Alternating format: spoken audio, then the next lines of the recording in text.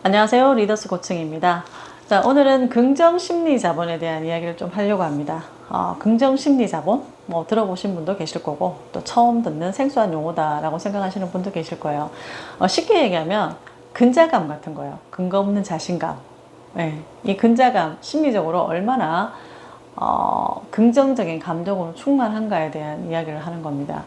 그래서 긍정심리에는 4가지 요소가 있습니다.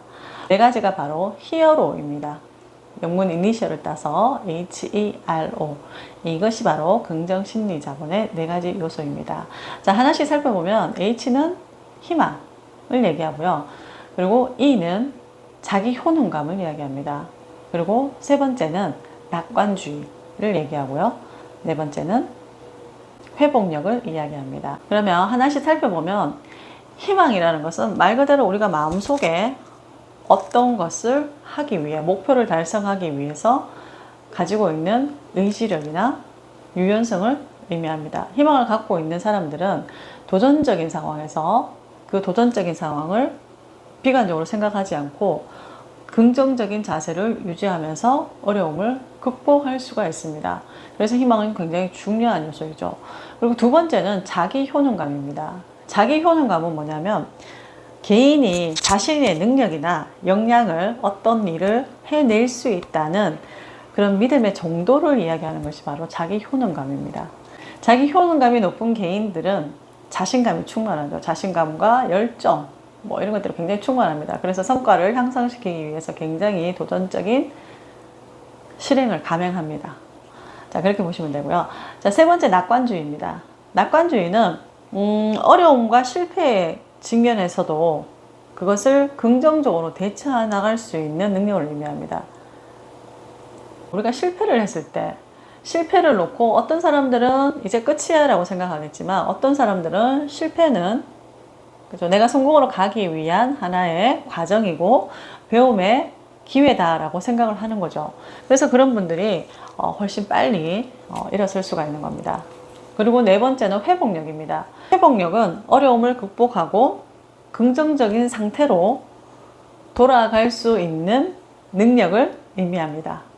4가지, 희망, 자기 효능감, 낙관주의, 회복력.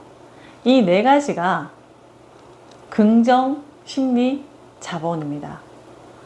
여러분은 얼마나 많은 긍정 심리 자본을 가지고 계신가요? 이 긍정 심리 자본을 평가하는 척도도 있습니다. 그래서 그러한 자기 효능감이 얼마나 되는지, 또 희망은 얼마나 있는지, 이러한 요소들에 대해서 체크를 해볼 수가 있으니까 한번 알아보시는 것도 좋을 것 같습니다. 자, 근자감이 있는 사람, 긍정 심리 자본으로 충만한 사람들은 굉장히 자신감이 넘칩니다. 자, 우리가 얼마나 많은 긍정 심리 자본의 요소를 가지고 있는지 한번 확인해 보시고 또 본인이 그런 긍정 심리 자본을 키우기 위해서 한번 노력해 보시면 좋을 것 같아요. 사실은 이런 긍정 심리 자본이 왜 필요하냐면 우리의 어떤 정서적인 심리를 관리하기 위해서도 굉장히 중요합니다. 이런 것들이 잘 되어 있지 않으면 병적 증세로 나타나죠. 우울증에 걸린다든지 공황장애라든지 여러 가지 병적인 요소로 발현이 됩니다.